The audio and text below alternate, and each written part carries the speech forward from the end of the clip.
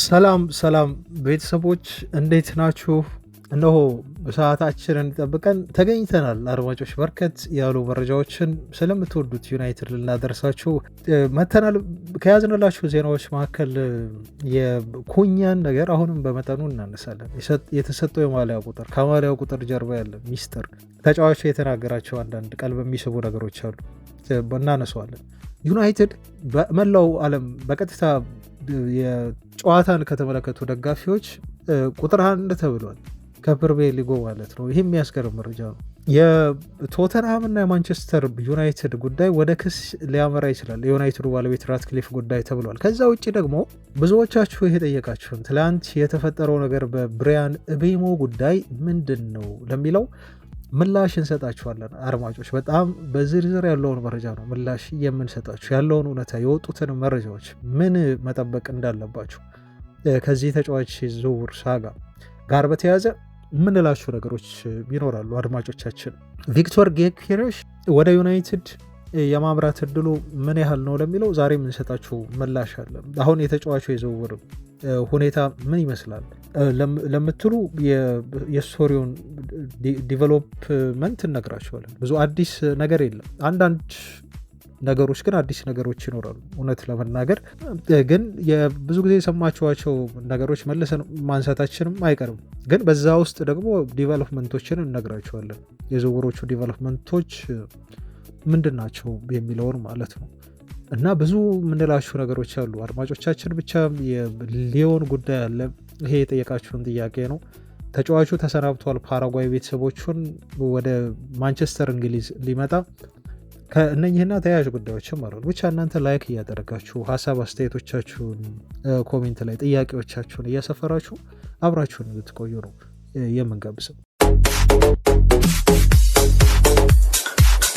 ፖል ፖግባ ክለብ ያገኘ መስሏል። ብዙ የዩናይትድ ደጋፊዎች ፖግባ ሁኔታ እንዴት ሆነ? ፖግባ እስካሁን ክለብ አላገኝም። ፖል ፖግባ እስካሁን ክለብ ያላገኘበት ምክንያት ምንድን ነው በሚል የእናንተን ሀሳብ ተንተርሼ መረጃዎችን ሳደርሳችሁ የተሰማኝን ሀሳብ በጣም እንዳስገረመኝ ፖግባ ክለብ አልባ እስካሁን ድረስ መሆኑን አውርተንበታል። አሁን ግን ያው ፖግባ ወደ ጨዋታ ወደ እግር ኳስ ሜዳ ተመልሶ ልናየው ነው። አድማጮች ፋብሪሶ ሮማኖ ሞናኮዎች ፖግባን ለመመለስ ወደ እግር ኳስ ጥረት እያደረጉ እንደሆነና እጅግ በጣም እንደተቀረቡ ድርድራቸው አድቫንስድ የሆነ ስቴጅ ላይ እንደሚገኝ ገልጾልናል። እሱም ብቻ አይደለም፣ አንሱ ፋቲንም አብሮ ያስፈርማሉ ከባርሴሎና ተብሏል። ለፖግባ የ2 ዓመት ኮንትራት አቅርበውለታል። አሁንም አላለቀም። መቋጨት ያለባቸው የውሉ ጉዳዮች አሉ። በመደራደር ላይ ነው የሚገኙት። ሞናኮዎች ግን በጣም እርግጠኛ ናቸው ፖግባን በቀጣይ ሲዘን ለቡድናቸው እንደሚያጫውቱት እንደሚያስማሙት ተብሎ ተገልጿል። አንሱ ፋቲ በነገራችሁ ላይ በውሰት ነው ከባርሴሎና የሚያመራው። በውሰት ኮንትራቱ ላይ ግን ካጠናቀቀ በኋላ በቋሚ ኮንትራት የሚፈርምበት አማራጭ ቀርበዋል ተብሏል። ለማንኛውም ፖግባ ከረዥም ጊዜ በኋላ ወደ እግር ኳሱ ተመልሶ በድጋሚ ልናየው ተቃርበናል።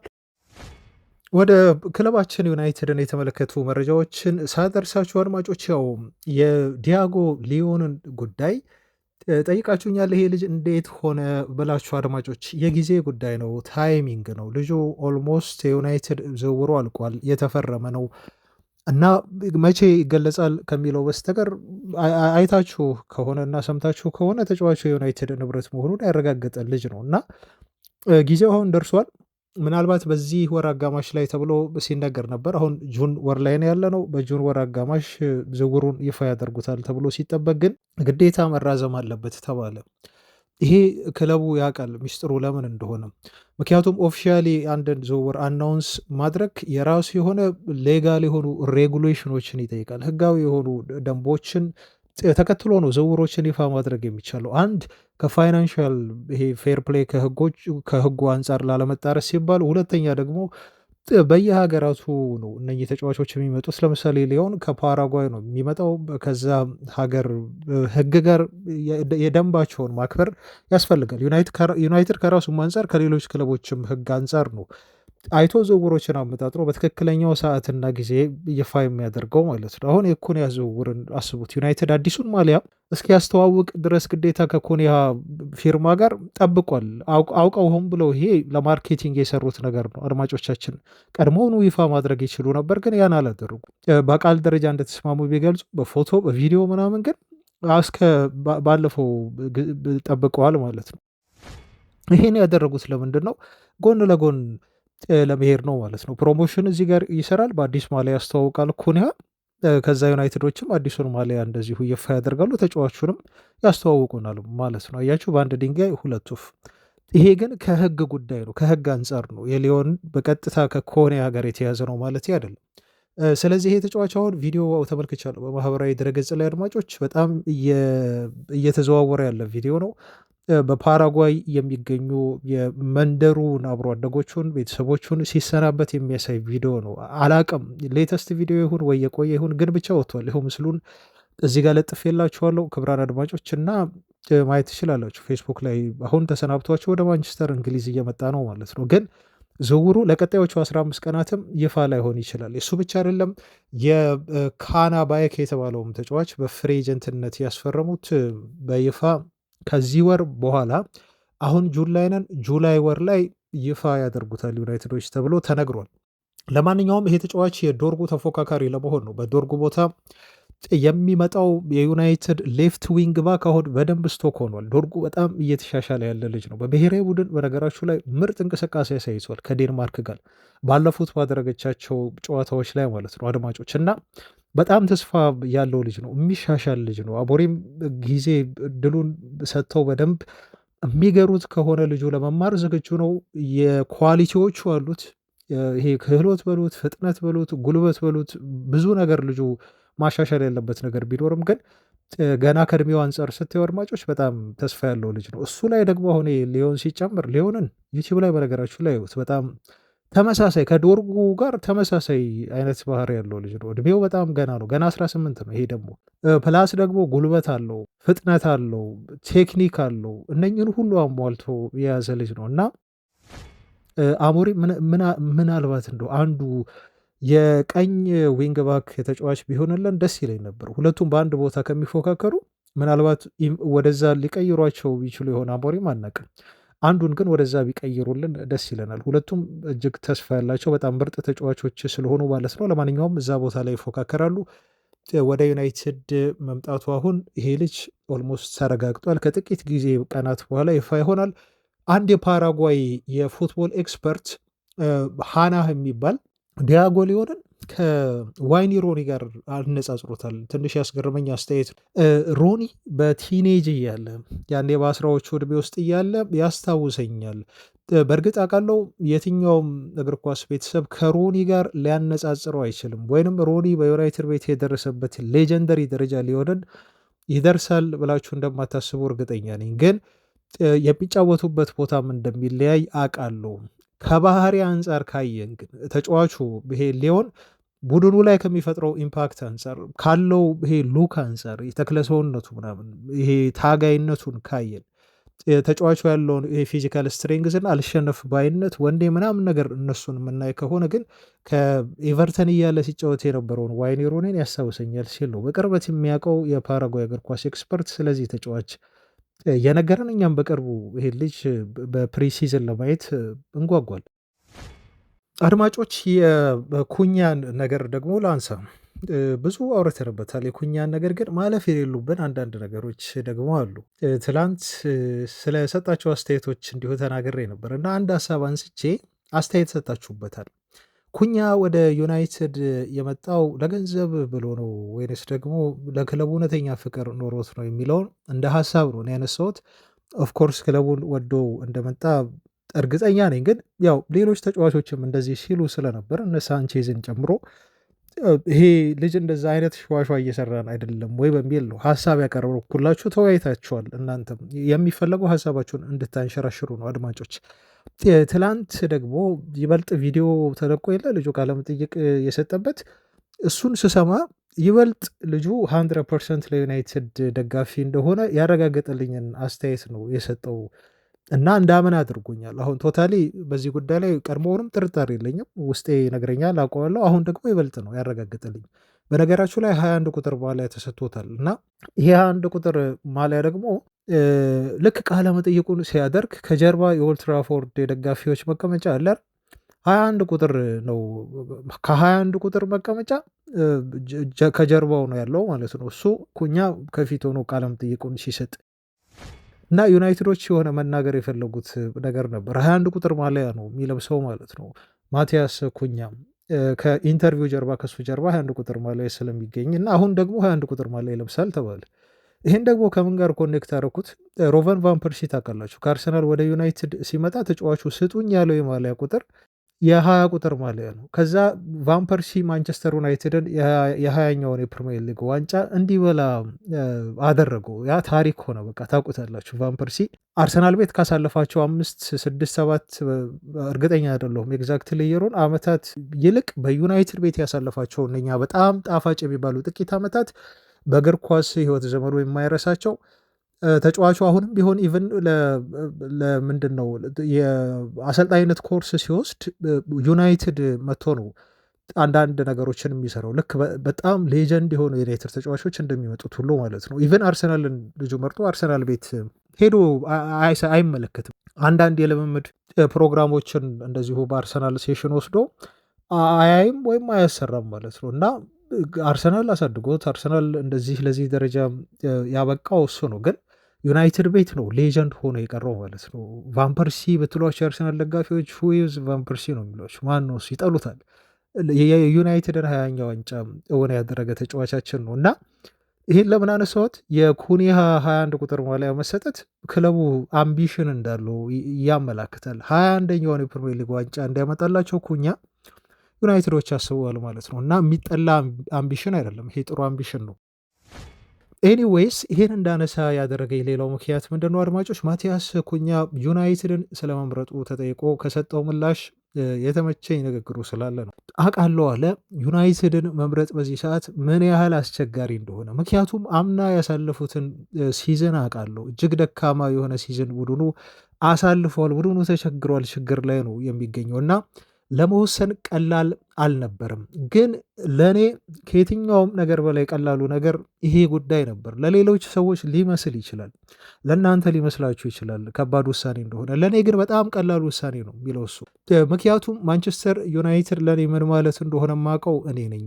የትኛውም ክለብ ከማንቸስተር ዩናይትድ እኩል ሊሆን አይችልም። ለእኔ ከየትኛውም ክለብ በላይ ነው ለእኔ ማንቸስተር ዩናይትድ ብለው ነው ተጫዋቹ የሚናገረው። ስለዚህ እዚህ ክለብ ወስኜ ስመጣ በክለቡ እምነት ስላለኝ ነው፣ ክለቡ ይለወጣል ብዬ ስለማመን ነው። እና ማንቸስተር ዩናይትድን የሚያክል ክለብ ለእኔ ፍጹም የለም። እዚህ የመጣሁትም ክለቡን ለማሻሻል ነው። ስለዚህ ይህን ክለብ ወደ ቀድሞ ቶፕ ደረጃ መመለስ እንደምችል ለመመለስም አስቤ ነው የመጣሁት በሚል ነው ተጫዋቹ በዚህ መልኩ ለምን ዩናይትድ እንደዚህ ወርዶ አንተ ዩናይትድን ልትመርጥ ቻልክ ለሚለው ምላሽ የሰጠው ማለት ነው። ይህም ከልቡ ለዩናይትድ ፍቅር እንዳለው ኩንሃ ያስመሰከረበትና እኔንም ያሳመነኝ ነው ማለት ነው። ጫናስ ይሰማሃል ወይ ተብሎ ደግሞ ተጠየቀ። የዩናይትድ ማሊያን መልበስ ምን ያህል ጫናው ከባድ እንደሆነ በሌሎች ተጫዋቾች አይታችኋል አድማጮቻችን። እነ ሆይለንድ እያለ ነው መሸከም አይችሉም በቃ ተጫዋቾች እና አንቶኒ። ኩኛ ግን እንደዚህ አይነት ተጫዋች አይደለም ብዬ ከዚህ በፊት ነገራችሁ ነበር እና በዩናይትድ ማሊያ መጥቶ ይሄ ማሊያ ለማሻሻጥ ወይም በቃ የዩናይትድ የስኳር ተጫዋች ለመሆን የሚመጣ ልጅ አይደለም። በጣም የአእምሮ ጥንካሬ ያለው በነገራችሁ ላይ እና የዩናይትድ አመራሮችም ልክ እንደሱ የአእምሮ ጥንካሬ ያላቸውን በቀላሉ የማይሰበሩ የማይወርቁ ተጫዋቾችን እንዲያመጣ ነው እኔ ከዚህ በኋላ የምፈልገው ማለት ነው። አእምሮ ራሱ መገምገም አለበት። አንድ ተጫዋች ለዩናይትድ ከመፈረሙ በፊት አእምሮ ከእግርም በላይ አንዳንድ ጊዜ ሚና ይጫወታል። አንቶኒን ተመልከቱ። አሁን እኮ አንቶኒ ዩናይትድ ቤት እየተጫወተበት የነበረው አይምሮ እኮ ነው። ችሎታውን እኮ አቶ አይደለም፣ ግን በአይምሮ በጣም ላሽቆ ነበር። አያችሁ፣ ባላንስ ካልሆነ 50-50 ካልሆነ በአይምሮ ፊት ካልሆናችሁ ከእንደገና ችሎታም ኖሯችሁ በችሎታ ፊት ካልሆናችሁ በጣም አስቸጋሪ ነው። ሁለቱም እኩል መሄድ ያለባቸው ናቸው። ስትመለምሉም አንድ ተጫዋች ሁለቱንም ነው እንደ መስፈርት ማስቀመጥ ያለባቸው። ይሄ ልጅ ምን ያህል ጫና ይቋቋማል? በተለይ ዩናይትድ ቤት አንድ ተጫዋች ሲመጣ ይሄ መታየት አለበት። ኩኒ አሁን የሰጠው አስተያየት እኔ በተጫዋቹ አይምሮ ጥንካሬ ድሮም አምናለሁ፣ ይበልጥ አሁን እንዳምናየት ምንድን ነው የመለሰው ምላሽ? እኔ ምንም አይነት ጫና የሚሰማኝ ተጫዋች አይደለሁም ማለት። ምክንያቱም እኔ ለዓለማችን ትልቁ ለሆነው ብሔራዊ ቡድን እየተጫወትኩ ነው፣ ለብራዚል ብሔራዊ ቡድን። የብራዚል ብሔራዊ ቡድን ማሊያን መልበስ ማለት ጫናው ምን ያህል ከባድ እንደሆነ ታውቃላችሁ። በጣም ትልቅ ጫና ነው ያለው። ከዚህ ከብራዚል ብሔራዊ ቡድን የተማርኩት ብዙ ነገር አለ። ስለዚህ ወደ ማንቸስተር ዩናይትድ የመጣሁበት ጊዜ ትክክለኛና በጣም ፐርፌክት የሆነ ታይም ነው ብዬ ነው የማስበው እንጂ የዩናይትድ ማሊያ ከብዶኝ ጫና የሚሰማኝ ፕሬዠር ውስጥ የምገኝ ተጫዋች አይደለሁም ብሎ ኩኛ በዚህ መልኩ አስተያየት ሰጥተዋል ማለት ነው። እና ኩኛ እውነትም ለዩናይትድ መፈረም የነበረበት በጣም ትክክለኛ ተጫዋች እንደሆነ ይበልጥ እንዳምንና ስኬቱን በዩናይትድ ቤት እንድመኝ ያደረገኝን አስተያየት ነው የሰጠው። አድማጮች እናንተም ሀሳብ ካላችሁ በኮሜንት አካፍሉ። ሌላው ክቡራን አድማጮቼ የማደርሳችሁ መረጃ የሚሆነው ከዩናይትድ ስፖንሰር ከሆነው ከቴዞስ ጋር የተያዘ ነው። ቴዞስ የዩናይትድ ይፋዊ የልምምድ ስፖንሰር ነው። ታውቃላችሁ ቴዞስ የሚለውን ማሊያ ለብሰው ልምምድ የሚያደርጉት የዩናይትድ ተጫዋቾች ስለሚከፈላቸው ነው። ቀላል የሚባል ገንዘብ አያገኙም። በነገራችሁ ላይ ወደ 10 ሚሊዮን ፓውንድ አካባቢ ያገኛሉ። ይሄን ማሊያ ብቻ ለብሰው ልምምድ ሲሰሩ የምናየው ፎቶ አለ አይደል? እሱ ፎቶ ላይ ብቻ ያው ስለታየ ልምምድ እየሰሩ ባለበት ሰዓት የሚለብሱት ማሊያ ስም ስለታየ ብቻ የሚከፈላቸው ነው። ይሄ እኮ ከዋናው የአዲዳስ የማሊያ ላይ ስፖንሰር አለ ኦፍኮርስ። ከእንደገና ደግሞ እዚህ ላይ ሆን የሚለጥፉት አለ ከፊት አዲሱ ማሊያ ላይ ማለት ነው። እሱን ሁሉ ሳይጨምር ማለት ነው ሌላ የተጨማሪ ገቢ ነው ዩናይትድ የሚያገኘው።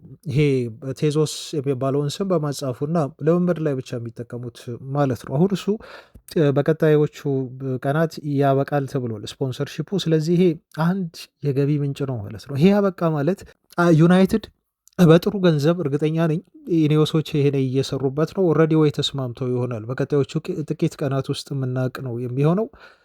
ከፍተኛ ገንዘብ ዩናይትድ ያገኛል። ይሄ ያልታሰበ ሲሳይ ነው አድማጮች። አሁን እንደሚያልቅ አናቅም ነበር።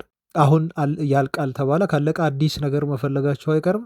በጣም ጥሩ ዜና። በነገራችሁ ላይ ሰር ጂም ራትክሊፍ ከቶተንሃም ጋር ሰጣ ገባ ውስጥ ገብተዋል። ከብሪያን እምቤሞ ዝውውር ጋር በተያያዘ እሱም በኋላ እንመጣበታለን። ግን አሁን ትልቁ ሰጣ ገባ የሄዱበትና ራትክሊፍን ለፍርድ ለማቅረብ ቶተንሃሞች እንቅስቃሴ ያደረጉበት ሁኔታ ያለው የስፖንሰርሺፕ ጉዳይ ነው ማለት ነው። ልክ የቶተንሃምን ጨዋታ ስትመለከቱ ቶተንሃም ተጫዋቾች በስቴዲየሙ ከሚቀመጡበት ጀርባ ኢኒዮስ የሚል ጽሁፍ ታገኛላችሁ እና ይሄ ስፖንሰርሺፕ አላቸው። ተስማምተው ነበረ። የ5 ዓመት ኮንትራት ነው የተፈራረቡት የነበሩ ኢኒዮሶች ከቶተንሃም ጋር ማለት ነው። አይ ቲንክ 2 ዓመት ምናምን አብረው ከሰሩ በኋላ አሁን በይፋ አቋረጡት። በጋራ ስምምነት ኦፍኮርስ አይደለም የተቋረጠው። ይሄ ኮንትራት ኢኒዮሶች ባቀረቡት ጥያቄ መሰረት ነው እና አሁን በይፋ የቶተንሃም እና የኢኔዮስ ስፖንሰርሺፕ ስምምነት ተቋርጧል። የሆነ ጊዜ ይሄ ዜና ሲሰማ አንድ ነገር ጠርጥሬ ነበር እኔ ሊያመጡት ይሆን ወይ ይሄ ኢኔዮስ የሚል ሆነ ማስታወቂያ አላቅም፣ ወይ ደግሞ የልምምድ ሲሰሩ ወይ የዩናይትዶች ማሊያቸው ላይ እንዲጠቀሙት አድርገው ምናልባት ራትክሊፍ እንደዚህ አይነት ሀሳብ ሳይኖራቸው አይቀርም። አድማጮች ትክክለኛ ያገኘሁት መረጃ አይደለም፣ የኔ ግምት ነው። እና ቶተንሃም ጋር ያላቸውን ውል አቋረጡ ማለት እንግዲህ ዩናይትድን ይዘዋል። አሁን ዩናይትድ ጋር ሊያመጡት የማያስቡበት ምክንያት እኔ በግሌ አይታየኝም አድማጮች። ይሄ ደግሞ ለማንቸስተር ዩናይትድ ጥሩ ዜና ነው፣ ምክንያቱም ለዩናይትድ ተጨማሪ ገቢ የሚሆን ነገር ነው። ከኢኔዎስ ጋር ዩናይትድ በስፖንሰርሺፕ የሚያያዝ ከሆነ ይሄ ፒኤስአሩንም ለማለፍ በጣም ጠቃሚው ነው የሚሆነው ማለት ነው። ሌላ ተጨማሪ ኤክስትራ ገቢ ሊሆን ስለሚችል ለማንኛውም ግምቴ ነው አድማጮች። በቀጣዮቹ ቀናት ይህ የሚሆን ከሆነ እየተከታተለን እናደርሳችኋለን እና ለምን ውሉን በፍጥነት ያለ ጊዜው አቋረጣችሁ በሚል የካሳ ክፍያ አይነት ነው ቶተንሃም ለመጠየቅ ከኢኒዮስ ጋር ሰጣ ገባ ውስጥ ገብተው ወደ ፍርድ ቤት ይሄዳሉ ተብሎ የተነገረው ማለት ነው። ለማንኛውም አድማጮች ከዚሁ ጋር ላይ ያይዝና የዩናይትድ በጣም ትልቅነት የምትረዱት ዩናይትድ በፕሪሚየር ሊጉ 15ኛ ደረጃ ላይ ሆኖ ጨረሰ። ዩናይትድ በዚህ አላበቃም። በአውሮፓ ትልቁ ከሚባሉት ሁለተኛው ውድድሮች አንዱ በሆነው በዩሮፓ ሊግ ፋይናል ደርሶ በቶተንሃም ተሸነፈ። ምናልባት በታሪክ ማንቸስተር ዩናይትድ ከሰር አሌክስ ፈርጉሰን ሪታየር ከማድረግ በኋላ ከሳቸውም ኢቨን በፊት እጅግ ደካማ የሆነውን ሲዘን ነው በክለቡ ታሪክ ያሳለፈው። ሁላችሁም ታውቃላችሁ። ደስ የማይል ሲዘን ነበር አምና። በጣም አንገታችንን ያስደፋ ሲዘን ነው ያሳለፍ ነው። ግን እንደዚህም ሆኖ በቀጥታ ቴሌቪዥን ከተከታተሉት ተመልካቾች በመላው ዓለም በፕሪሚየር ሊግ ክለቦች ማለት ነው የዩናይትድን ያክል ክለብ የለም። አያችሁ ዩናይትድ ምን ያህል ገናና ቲም እንደሆነ።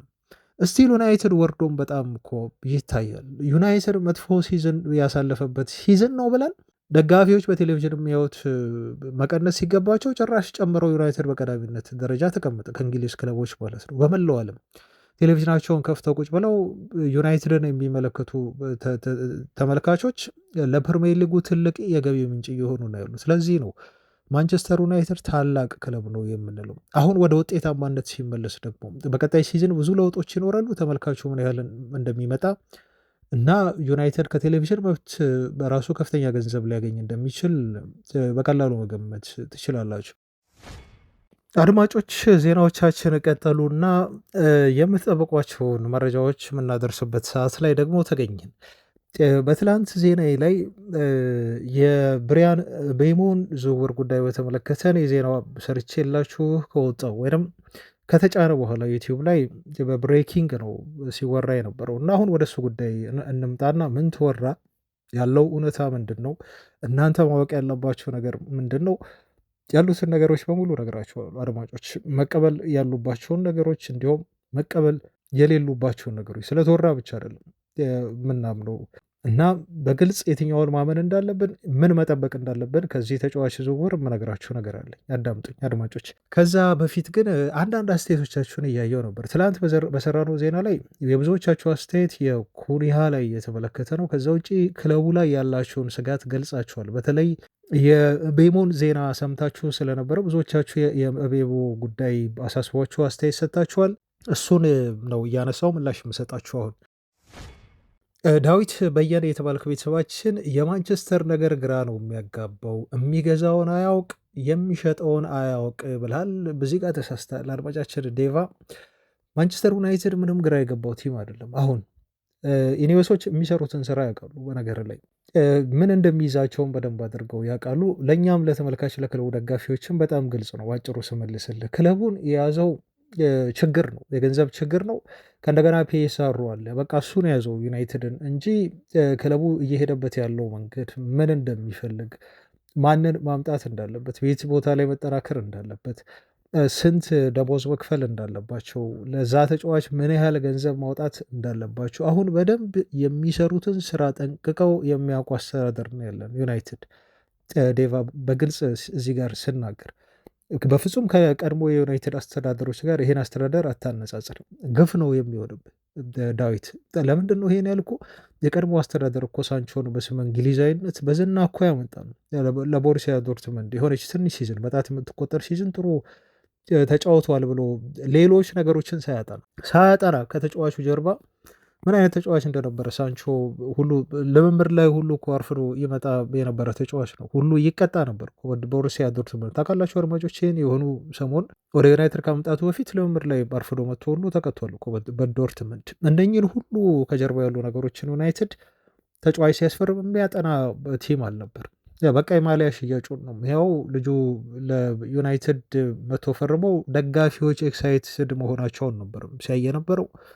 ደሞዝ እንደፈለገ ነው ተጫዋችና ወኪሎች የሚዘውሩት። ዩናይትድን ምን ያህል ደሞዝ እንደሚከፍል ታውቃለህ? ይህን አስተዳደር በፍጹም ከቀድሞ አስተዳደር ጋር አታወዳድሩ።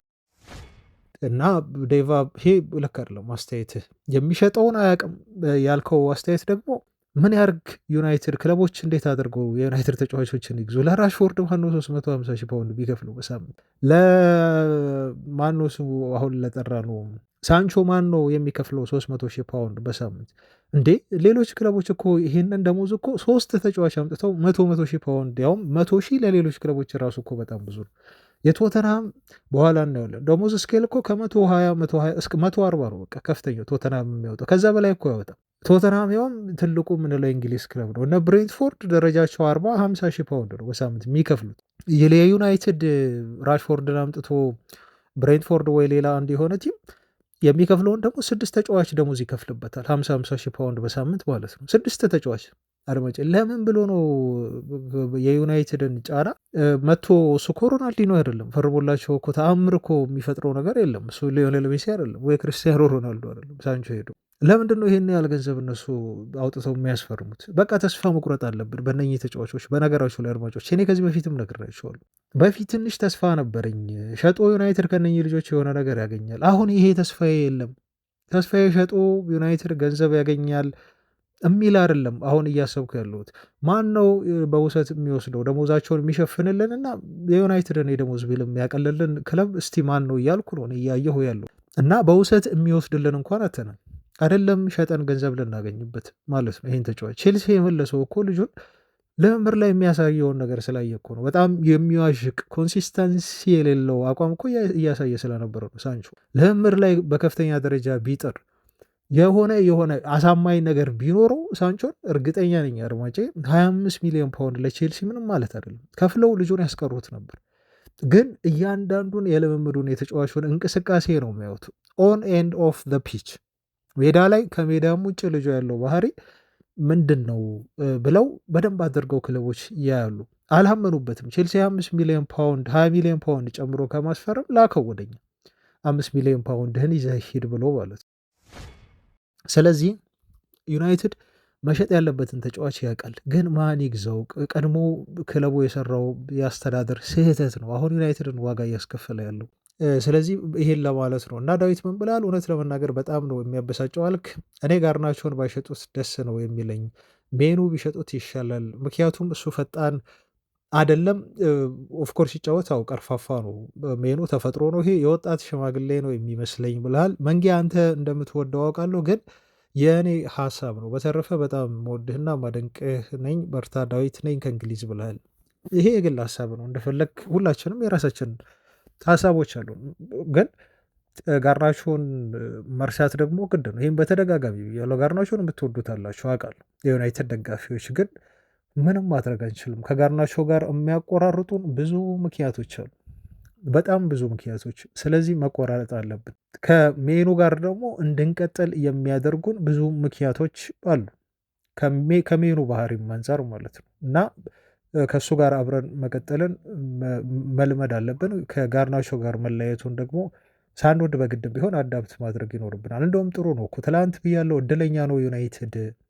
ጋርናቾ ባይኖረው እስቲ ከየት አምጥቶ ነው ዩናይትድ 50 ሚሊዮን ፓውንድ ገቢ የሚያገኘው? እንደውም አሁን እየተወራ እንዳለው 70 ሚሊዮን ፓውንድ ዩናይትዶች ያደረጉት መሸጫ ዋጋውን ተብሏል። ይሄ በጣም ከእውነት የራቀ መረጃ ነው ብዬ ነው የማስበው። በፍጹም ዩናይትዶች ይሄን ያህል ገንዘብ ሊለጥፉበት አይችሉም። አትግዞን ሂዱ ብሎ ከማባረር እኔ አሳንሼ ያለው መሸጥ የሚፈልጉ ከሆነ የሆነ ፋየር የሆነ ፕራይስ ተምነው ነው ልጁን መሸጥ ያለባቸው። ፈላጊን ማሸሽም የለባቸውም። አሜን ብሎ ተቀብሎ እንደውም በደንብ ማስተናገድ ነው ዩናይትድ ካለበት ችግር አንጻር ማለት ነው። ኤኒዌይስ ግን ጋርናቾ 50 ይሁን ለዩናይትድ ገቢ ያመጣል። ይሄ ደግሞ በጣም ጥሩ ዜና ነው። ዩናይትድ መሸፈን ያለበትን ነገር ይሸፍንበታል። ጋርናቾን በመያዙ ብቻ እድለኛ ነው። ዩናይትድ እኮ እሱን ሲያመጣው ከአትሌቲኮ ማድሪድ አካዳሚ ወደ 400 ሺህ ምናምን ፓውንድ ነው የከፈለበት እና ሙሉ ትርፍ ነው ማለት ነው የሚሸጥበት ገንዘብ። ተጫዋቹ ሙሉ ትርፍ ነው ለዩናይትድ። ስለዚህ ይጠቅመናል። ልጁን ማመስገን ነው ያለብን እንጂ ይቆይ ማለት የለብን። ማመስገን ብቻ ጋርናቾን ስለያዝ። ሌላው የቤሞኑን ጉዳይ እንመለስበትና የሁለት አድማጮችን አስተያየት እዚሁ ልመልከት። የሁላችሁንም ነው የማየው በነገራችሁ ላይ አድማጮች፣ የሁላችሁም ሀሳብ ተመሳሳይ የሆነበት ላይ ብቻ ግን እንደዚህ ብዙም አናበዛም እንደቀድሞ እንዳይሰልቻችሁ በሚል ነው እየመረጠን ከዜናዎች ጋር የምናያይዝላችሁ። እና አብዱልከሪም ነኝ። ምን ጉድ ነው መንጌ፣ መቤሞ ወደ ቶተናም የሚለው መረጃ እውነታው ምን ያህል ነው? በ70 ሚሊዮን ሊጠልፉት ነው የሚል መረጃን አየሁ። ተአማኝነቱስ ምን ያህል ነው ብልሃል። መረጃዎችንም ሀሳቤንም እነግርሃለሁ። አብዱል ሰመድም ተመሳሳይ ሀሳብ ነው የሰጠው። ስለ ምብሞ የሚወራው ወሬ አላስደስተኝም። ፍራንክ ወደ ቶተናም መሄዱን ተከትሎ ተጫዋቹን በፍራንክ ተጽዕኖ ሊመነትፉን እንደሚችሉ በብዙ ሚዲያዎች እየተዘገበ ነው። ታዲያ አንተ እንዴት ትመለከተዋለህ የሚል ሀሳብ ነው የሰጠው። እንግዲህ አሁን ያሉትን መረጃ እንመልከት ማለት ነው። የሁላችሁም ጥያቄ ስለሆነ አድማጮቼ፣ ትናንት ስካይ ስፖርት ነው መረጃውን ያወጣው። ስካይ ስፖርት ስለወጣው ብቻ ያው በጣም ብዙ ሚዲያዎች ተቀባበሉት እና ምንድን ነው የታዘብኩት መሰላችሁ አድማጮቼ፣ ቶተንሃም በይፋ ተጫዋቹን ለማስፈረም ንግግር ጀምረዋል። ኦፍኮርስ ንግግር ጀምረዋል። ተነጋገሩ ሲባል መረጃዎችን ሰበሰቡ ነው። አሁን ተጫዋቹ ምን ያህል ገንዘብ ሊያስወጣ እንደሚችል፣ ምን ያህል ገንዘብ ብሬንትፎርድ እንደሚፈልግ ኦፍኮርስ ይሄን አልክድም ንግግር እንደጀመሩና ይሄን እንደዘገበ ስካይ ስፖርት ይሄን መካድ አልፈልግም። ግን ብዙ ማወቅ ያሉባቸው እውነታዎች አሉ። ቶተንሃሞች ንግግር ስለጀመሩ ብቻ አሁን ትላንት የተሰማኝ ስሜት ምንድን ነው? ተጫዋቹ በቃ በቶተንሃም ሂጃክ እንደተደረገ ተደርጎ ነው የታሰበው ማለት ነው። ብዙ ደጋፊዎችም በቃ ቶተንሃም ዝውውሩን ጠለፈው ብለው እስኪያምኑ ድረስ ነው ዘገባዎች የወጡት። ይሄ ደግሞ ትክክል አይደለም አድማጮች። ቶተንሃም ዝውውሩ ላይ ጣልቃ ገባ፣ ፍላጎት እንዳለው እኮ ቀደም ብሎም እኮ እናውቃለን። አሁን አዲስ የሆነው ነገር ምንድን ነው? ንግግር መጀመራቸው ነው እና አንዳንድ መረጃዎችን መለዋወጣቸው ነው። ሚረር ጋዜጣ እንዳለው ከሆነ ደግሞ ያቀረቡትም ሂሳብ አለ ቶተንሃሞች። ሚረርን እንመን ከተባለ ማለት ነው አድማጮች እውነት የመሆን እድልም አለው ብዬ እኔ አስባለሁ። እዚህ ጋር የሚረርን ዘገባ ሙሉ ለሙሉ ማጣጣል አልፈልግም። ስካይ ስፖርት ያለው ንግግር ጀመሩ ቶተንሃሞች ሂጃክ ለማድረግ አድቫንስድ አይደለም። ደግሞ እዚህ ላይ ያስምሩበት፣ ገና አድቫንስድ አይደለም፣ ግን ይሄ የመጀመሪያ ደረጃ ንግግር እና ከተጫዋቹ ወገን ተስፋ እያዩ ነው፣ ኢንከሬጅመንት እያዩ ነው በሚል ነው ያወጣለን ማለት ነው ስካይ ስፖርት። ከዛ በኋላ ግን ብዙ የምናምናቸው ጋዜጠኞች ቤን ጃኮብስን ጨምሮ ለተጫዋቹ በጣም ቅርብ ነን የሚሉ ሰዎች እውነተኛው የሆነው መረጃ እናንተ እንደምታስቡት አይደለም። ቶተንሃም ጋር በጣም አድቫንስድ የሆነ ነገር የለም። አሁንም ቢሆን የተጫዋቹ ቀዳሚ ፍላጎት ማንቸስተር እና ዩናይትድ ብቻ ነው። በቃ ከዩናይትድ ውጭ ተጫዋቹ ራሱን ማሰብ አይፈልግም በዚህ ሰዓት ብለው በኋላ ደግሞ ያረጋግጡበትን ሪፖርት ይዘውልን ወጡ ማለት ነው። ለማንኛውም የሚረርን ጋዜጣ መጀመሪያ ልንገራችሁ ምን እንዳሉ ዩናይትዶች ቶተንሃሞች ከዩናይትድ 10 ሚሊዮን ፓውንድ ጭማሪ ያለውን ሂሳብ ነው አሁን ያቀረቡት። ቶተንሃሞች 60 ሚሊዮን ፓውንድ በቀጥታ የሚከፈል በቀጥታ ለተጫዋቹ ዝውውር የሚከፈል ማለት ነው። 10 ሚሊዮን ፓውንድ ደግሞ አድ ኦንስ ነው የሰጡት። ስለዚህ በድምሩ 70 ሚሊዮን ፓውንድ ይሆናል ማለት ነው። ይሄ ደግሞ ማለት አድማጮች ልብ በሉ ዩናይትድ ካቀረበው በ10 ሚሊዮን ፓውንድ ይበልጣል። አሁን እዚህ ጋር ምንም ማድረግ አንችልም፣ መካድም አንችልም። ዩናይትድ እስከ 60 ሚሊዮን ፓውንድ ሊሄድ ይችላል። ምናልባት 60 ሚሊዮን ፓውንድ ፈቀቅ ሊል ይችላል። 55 ሚሊዮን ፓውንድ ፊክስድ ነው ዩናይትድ። እዚህ ጋር ከቶተናም ጋር 5 ሚሊዮን ፓውንድ ልዩነት አለው። ቶተናሞች 5 ጨምረዋል። ፊክስዱ ደግሞ ዩናይትድ 5 ሚሊዮን 55 ፊክስዱ 5 ሚሊዮን ፓውንድ ደግሞ አዶንስ ማለት ነው። ስለዚህ እዚህ ጋር ልዩነት አለን። በአዶንስ 5 በልጠውናል፣ በፊክስድ ፕራይስ ቶተናሞች 5 በልጠውናል ማለት ነው ዩናይትድን። ስለዚህ አሁን ምን ይገባቸዋል? ለምን ብሬንትፎርዶች የተጫዋቹን የዩናይትድ ዝውውር እንዳጓተቱት አሁን ትረዳላችሁ። ምክንያቱም ቶተናም መጣ እዚህ ጋር። አሁን ብሬንትፎርድ አጫራሽ እኮ ነው። ለብሬንትፎርድ ሰርግና ምላሽ እኮ ነው፣ ደስታ ነው የሚሆነው አድማጮች። ሌላም ቲም ቢመጣ እና እዚህ ጨረታ ውስጥ ቢገባም በቃ አለቀለት። ተጫዋቹ ዝውውሩን ከዛሬ 1 ወር በኋላ እንኳን ላይፈጽም ይችላል። አድማጮች አያችሁ፣ ብሬንትፎርዶች በራቸውን ክፍት አድርገው ይጋብዛሉ። ቶተናም ይህን ያህል ገንዘብ ካቀረበማ በቃ ከዩናይትድ ጋር እንዴት ብለው ነው ሊስማሙ የሚችሉት? ሊስማሙ የተቃረቡ የነበሩት እኮ በጣም ከጫፍ ደርሰው እኮ ፋይናላይዝ ለማድረግ ዝውውሩን የመጨረሻ ስቴጅ ምዕራፍ ላይ ለማድረስ እኮ ሁለቱ ክለቦች በጣም ተቃርበው ነበር። ቶተናም ደግሞ ፍራንክን ቀጠረና ፍራንክ ሞክሩ እድላችሁን። ምክንያቱም ልጁ ፍላጎቱ በግልጽ ታውቋል። ወደ ዩናይትድ መምጣት ነው የሚፈልገው።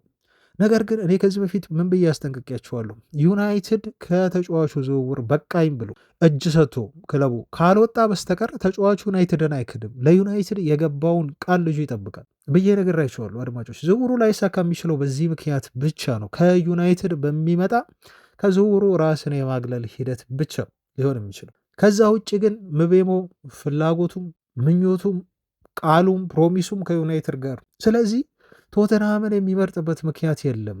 ግን ወኪሉ ሰው ነው፣ ስራውን መስራት አለበት። ተጫዋቹም ቢሆን እንደ ተጫዋች ስታስቡት በቃ ዩናይትድን መርጫለሁ፣ ስለዚህ ዞር በሉ እናንተ ጠይቁ፣ ጥያቄያቸውን አታቀርቡ ብሎ ቶተንሃምን የሚገስጽበት ምክንያቱ የለም። ለምንድን ነው ይህን የሚያደርገው? እስቲ እናንተ እንደራሳችሁ አስቡት አድማጮች፣ እንደራሳችሁ አስቡት። ከዩናይትድ ጋር በድርድር ሁኔታ ላይ ምን እንደሚፈጠር በቤቦ ምን ያውቃል? ፈለገ ዩናይትድን መረጠ፣ ከዩናይትድ ጋር ተስማማ፣ በደሞዝ በኮንትራቱ ጉዳይ ላይ ልጁ ምንድን ነው ማድረግ የሚችለው? ብሪያን እምቤሞ ዩናይትድ በግድ በቃ ክፈሉ፣ ብሬንትፎርዶች የጠየቋቸው ይሄንን ነው፣ ስለዚህ እናንተ ክፈሉ ብሎ ዩናይትድን ያስገድድ? አድማጮች ወይስ ደግሞ ቶተንሃምን እናንተ አርፋችሁ ተቀመጡ፣ በቃ ከዚህ በኋላ እናንተ ምንም ነገር አታቅርቡ ብሎ ቁጭ በል ልጁ? እርግጠኛ አይደለም። ዩናይትድ ይስማማ በምን ያውቃል? ብሪያን እምቤሞ ፈለገ እንጂ እኮ እሱ አይደራደርም ቁጭ ብሎ። ዩናይትድ ነው ተደራድሮ መጨረስ ያለበት። እሱ እየጠበቀ ነው በቃ የራሱን ግዳጅ የራሱን ኃላፊነት ተወጥቶ ተጫዋቹ ልጁ ዩናይትድን እየጠበቀ ከዛ ዩናይትድ ይጨርሰው የቀረውን ጉዳይ አልጨርስም ዩናይትድ አቃተን በቃ ከአቅማችን በላይ ሆነ የብሬንትፎርድ ፍላጎት አሁን እየተባለ ያለው ብሬንትፎርድ እስከ 70 ሚሊዮን ፓውንድ ድረስ ሊስቡት ነው የተጫዋቹን የመሸጫ ገንዘብ። ዩናይትዶች ደግሞ 1 ዓመት ቀሪ ኮንትራት ነው ያለው። በእርግጥ ኦፕሽናል አንድ ተጨማሪም አለ። ስለዚህ 1 ዓመት ቀሪ ኮንትራት ለቀረው ተጫዋች ይህን ያህል አንሰጣችሁም እና ከ60 ትንሽ ፈቀቅ ማለት ለኩኛ ካወጡት የዝውውር ገንዘብ በላይ ዩናይትዶች መክፈል አይፈልጉም። ብሬንትፎርዶች ደግሞ የቶተንሃምን ጨረታ ውስጥ መግባት አጋጣሚውን መጠቀም ፈለጉ። ገባችሁ? ቶተንሃሞች ደግሞ ያው አላቸው ገንዘብ ታውቃላችሁ። አውሮፓ ሻምፒዮንስ ሊግ ተሳትፎ አግኝተዋል። ከዛ ያገኙት ወደ 100 ሚሊዮን ፓውንድ ምናምን ገንዘብ አለ። ስለዚህ ከዩናይትድ ጋር ሊፎካከሩ አይችሉም። ዩናይትዶች ሊፎካከሯቸው አይችሉም። በገንዘብ ያቀርባሉ፣ ጥሩ ገንዘብ ነው የሚያቀርቡት አለ ኪሳቸው ላይ እንደ ዩናይትድ አልተቸገሩም እነሱ አድማጮች አያችሁ። ስለዚህ ብሬንትፎርዶች ሻጭ ናቸው፣ ይጋብዛሉ፣ ተመችቷቸዋል። የቶተንሃም መምጣት ዩናይትድን ይበልጥ ኤክስፕሎይት ለማድረግ አመቻቸው ማለት ነው ለነሱ አያችሁ። ስለዚህ ከዩናይትድ ጋር የሚያደርጉትን ድርድር ጠንከር ያደርጉባቸዋል። ኖ ይላሉ፣ በቃ ጨምሩ ሊሉ ይችላሉ። ቶተንሃም እኮ ይኸው እንደዚህ ያቀርቧል ሊሉ ይችላሉ። ስለዚህ የዚህ ተጫዋች የዩናይትድ ዝውውር ጉዳይ በዚህ ሁኔታ ነው ያለው እና እናንተ የምትሰጉበት ነገር የለም። በተለይ በልጁ በኩል በብሪያን ምቤሞ በኩል የምትሰጉበት ነገር የለም። ሊፈልጉ ይችላሉ ቶተንሃሞች፣ አይፈልጉም አይደለም፣ ሊጠይቁ ይችላሉ። ደሞዝ እንደውም ከ130 እስከ 140 ሺህ ፓውንድ በሳምንት አቀረቡለት ለብሪያን ምቤሞ፣ ሊያቀርቡለት ይችላሉ። ወኪሉ ስራው እኮ ነው፣ ማድመጥ አለበት የተለያዩ ቲሞችን። ግን የአውሮፓ ሻምፒዮንስ ሊግን እንሰጣለን አሉት፣ ተሳትፎ እንሰጣለን፣ ደሞዝ ግን ከ140 ሺህ አናልፍም ብለውታል። ዩናይትዶች ደግሞ እስከ 175 ሺህ ፓውንድ ነው በሳምንት ያቀርቡለት። ለምንድን ነው ይሄን ደሞዝ የጨመሩለት? ሻምፒዮንስ ሊግ ስለማንሳተፍ ማካካሻ ይሆናል ብለው እስከ ቦነሱ ነው 175 ሺህ የተባለው፣ ከ150 እስከ 175 ሺህ። በቶተንሃም ደሞዝ አቅርቦትና በዩናይትድ መካከል የ35 ሺህ ፓውንድ ዩናይትድ ይበልጣል ያቀረቡለት ለብሪያን ምቤሞ፣ ምክንያቱም ሻምፒዮንስ ሊግ ስለማይሳተፉ። ቶተንሃሞች ደግሞ ያነሰ አቅርበው ደሞዝ ግን እኛ ሻምፒዮንስ ሊግ እንሰጣለን ነው እየተጫወተው ያሉት ጨዋታ። ከእንደገና እነሱ መግደል የፈለጉት ደግሞ ይበልጥ ተጫዋቹ ጋር ሳይሆን የእነሱ ኮኔክሽን ከመጋር ነው ከብሬንትፎርድ ጋር አያችሁ። ምክንያቱም ወሳኙ ብሬንትፎርድ ነው። አዛ ጋር ልጁን ድርድር ላይ ተቀምጦ ልጁ ሂድ የሚለው መጨረሻ ላይ ከዚህ ጋር ተስማምቻለሁ ጨርስ የሚለው ብሬንትፎርድ ነው። አያችሁ እዚህ ሁኔታ ውስጥ ነው ያለው ብሪያን ምቤሞ። ስለዚህ ኤኒ ታይም ላይ አሁን ቶተንሃም ንግግር እያደረገ ነው፣ በጣም ተቃርበዋል ተብሎ ልትሰሙ ሊወራ ይችላል። ኦፍኮርስ 100% ተጫዋቹ ዩናይትድን ይቀላቀላል ወይም ወደ ቶተንሃም የሚሄድ እድል የለውም እያልኳቸው አይደለም፣ ግን የሚሄድበት ኮንዲሽኖች አሉ ወደዛ ሊሄድ የሚችልበት። አንደኛ በግልጽ ማስቀምጥላችሁ ዩናይትድ ከዚህ ተጫዋች ፉክክር በቃን ብለው ራሳቸውን እስከሚያገሉ ድረስ ራሳቸውን ካላገለሉ እየተባለ እንዳለው ከትላንቱ መረጃ በኋላ ዩናይትዶች ሁለተኛ ያሉትን ሂሳብ ሲያቀርቡ ተዘጋጅተዋል ለማቅረብ። ሲያቀርቡ ብሬንትፎርዶች የሚቀበሉትን ሂሳብ ነው የሚያቀርቡት። ከዚህ በኋላ ድርድር ሰጣ ገባ ውስጥ ምናምን ለመሄድ አይደለም። አሁን እየተዘጋጁ ነው በድጋሚ ለብሬንትፎርድ የመጨረሻ ያሉትን ንግግር ለማድረግ እና የሚያስማማቸውን ነገር ለማድረግ እየተዘጋጁ ነው። አሁን እዚህ ጋር ተጫዋቹ ወሳኝ መሆኑንም እረዳለሁ። ተጫዋቹ እዚህ ጋር ይወስናል። ተጫዋቹ አይ በቃ እኔ ወደ ቶተናም ማምራት እፈልጋለሁ ከአሰልጣኙ ጋር ቢል እኮ እስካሁን ይሄኔ ቶተናም ይጨርሰው ነበር። ብሬንትፎርድ የመስማማት ችግር የለበትም። 70 ሚሊዮን ፓውንድ አቀረባ ቶተናም። የሚፈልጉትን እኮ ነው እየሰጣቸው ያለው። አንድ አያቸው አይደል? ሁለተኛ ከዩናይትድ ይልቅ ብሬንትፎርድ ቶተናምን የሚመርጥበት ምክንያት ምንድን ነው? የክፍያውን ስትራክቸር ቶተናሞች በደንብ አድርገው ለብሬንትፎርድ በሚመች መልኩ ሊያቀርቡ ይችላሉ። አሁን ያ ነው እኮ ችግር እየሆነብን ያለው። ቶተናም የገባበት ዝውውሩ ላይና ውስብስብ ያደረግብን አንዱ ምክንያት ስትራክቸሩን አሁን ዩናይትድ እንዴት እንደተቸገረ ታውቃላችሁ። ኩኛንም ሲያስፈርም እኮ ከፋፍለው ቆራርጠው ነው አይደል? ቶተናም ደግሞ በካሽ አሁን አቅም ስላለ ገንዘቡ ስላለ ምናልባት በሁለት ተርም ልክፈላችሁ ሊል ይችላል። 30 ወይ 35 ዩናይትድ ደግሞ ነው በ3 በ4 ተርም ሊላቸው ይችላል። እዚህ ላይ ስማሙ ይችላሉ። ቶተናም የገንዘብ አቅም አለ። በዚህ የበላይነቱን ዩናይትድ ላይ ሊወስድ ይችላል፣ በተለይ አከፋፈል ስርዓቱ ላይ ማለት ነው እንጂ ተጫዋቹ በኩል ከተጫዋቹ ወገን ምንም ሀሳብ አይግባችሁ አድማጮች። በኋላ ብዙ የምናምናቸው ቤን ጃኮብስን ጨምሮ ሚዲያዎች ነው ያስተባበሉት። እየተወራ እንዳለው እንደ ጋዜጦች እንደዘገቡት የዩናይትድም ጠላት የሆኑ የደጋፊዎች አሉ ታውቃላችሁ። በቃ ደስ አላቸው ትላንት። የአርሰናል ደጋፊዎች ሁሉ ሳይቀር ነው እኮ ደስ ያላቸው። አላያችሁም? የሰሩትን ሜም እና እንትን የቶተናምን ማሊያ አስለብሰው። ምክንያቱም ፈሯ ዩናይትድ አካሄዱ ዝውውር ላይ በዚሁ ከቀጠለ በጣም አስፈሪ አጥቂ መስመር ነው የሚኖረው ዩናይትድ። ስለዚህ ሲያሽቃብጡ ነበር ለሌሎች ክለቦች። ለቶተናም ተጫዋቹ ዩናይትድን ኢግኖር አደረገ። በቃ ዩናይትድን ትቶ ቶተናምን መረጠ በሚል ደስታቸውን ሲገልጹ ነበር ማህበራዊ ገጾች ላይ። በጣም ሲያንሸራሽሩ ነበር የዩናይትድ ጠላቶች ብዛት ማለት ነው። እና የሚዲያዎች ትኩረት የማግኘት ረሃብ ግን እነሱ እያወሩ እንዳሉት እንደዘገቡት ደግሞ ይሄን ያህል አድቫንስድ እኮ አይደለም። ገና የፍላጎት ጉዳይ እኮ ፍላጎት እኮ ነው ገና። ዩናይትድ እኮ ጨርሷል እኮ 90 በመቶ እኮ የዝውውሩን ንግግር ሂደቶች እንዳለ ዩናይትድ ቀድሞ ጨርሷል። ቶተንሃም ገና አሁን መጥቶ እስቲ የሆነ ነገር ንገሩን፣ ስለ ተጫዋች የሆነ ዝውውር የሆነ ነገር በሉን ብሎ ስለተናገረ ብቻ ቶተንሃም እና ይሄን መረጃ ኢንፎርሜሽን ጋዘር ስላደረገ ስካይ ስፖርት ያን መረጃ ስለወጣ በቃ ቶተንሃም ወሰደው ልጁን ሪ። እናንተም ቶሎ የማመን ችግር አለባችሁ፣ መረጃን አለማመዛዘን። እውነታው ምንድን ነው? እውነታው ስንል ብሬንትፎርድ ጋር ያለውን እውነታ ነግሬያችኋለሁ። ተጫዋቹ ጋርስ ደግሞ ምን አይነት እውነታ አለ? ብሬንትፎርድ ስለፈለገ ብቻ እኮ አይደለም ልጁ ወደ አንድ ክለብ የሚያመራው። ተጫዋቹም እኮ ፍላጎት አለው፣ ምርጫ አለው ተጫዋቹ። ይሄን ሁሉ መረጃ ምን ማድረግ አለባቸው አድማጮች? ማጥራት ከተጫዋቹ ወገን፣ ከፈላጊው ክለብ ወገን፣ ከሻጩ ክለብ ወገን። አያችሁ፣ እነኝን ሁሉ መረጃዎች ካጠራችሁ በኋላ ነው ወደ ማመን መሄድ ያለባችሁ እንጂ ተጫዋቹ አሁንም ቢሆን መረጃዎች እንደሚሉት ምርጫው ይሄ ሁሉ ነገር ተፈጥሮ ተጫዋቹ አሁንም ቀዳሚ ምርጫው ዩናይትድ ነው። ዩናይትድን ብቻ እየጠበቀ ነው። ከዚህ በላይ ምን ያድርግ ብሪያን ምቤሞ? ዩናይትዶች ከወጡና የማያስፈርሙት መስሎ ከታየው ቶተንሃም ይሄዳል። ለምንድን ነው የማይሄደው? የሚያውቀው አሰልጣኝ እኮ ነው እዛ ያለው። ዩናይትዶች ካልተስማሙ ብሪያን ምቤሞ ከኪሱ ከፍሎ ያስማማቸው፣ እሱ ቁጭ ብሎ አያደራድራቸውም። ወኪሉ ራሳቸው የጨርሱ። አድማጮች፣ ተገቢ ያልሆነ ስጋት ነው እየተሰማችሁ የሚገኘው፣ ተገቢ ያልሆነ ስጋት። ብሪያን ምቤሞ ለዩናይትድ የመፈረም በጣም በጣም የተሻለ እድል አለው። እንደሚወራው እንደሰማችሁት እንደተራገበው አይደለም። አሁንም ብሪያን ምቤሞ ለዩናይትድ ቅርብ ነው።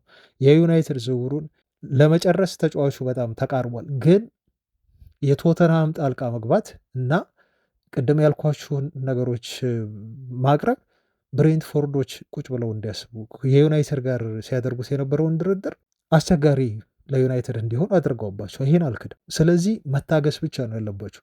መረጃዎች ሲኖሩ እንደዚህ አይነት መረጃዎች እውነታውን አምጥተን እኛ እንነግራቸዋለን አድማጮች፣ ምንም ችግር የለም።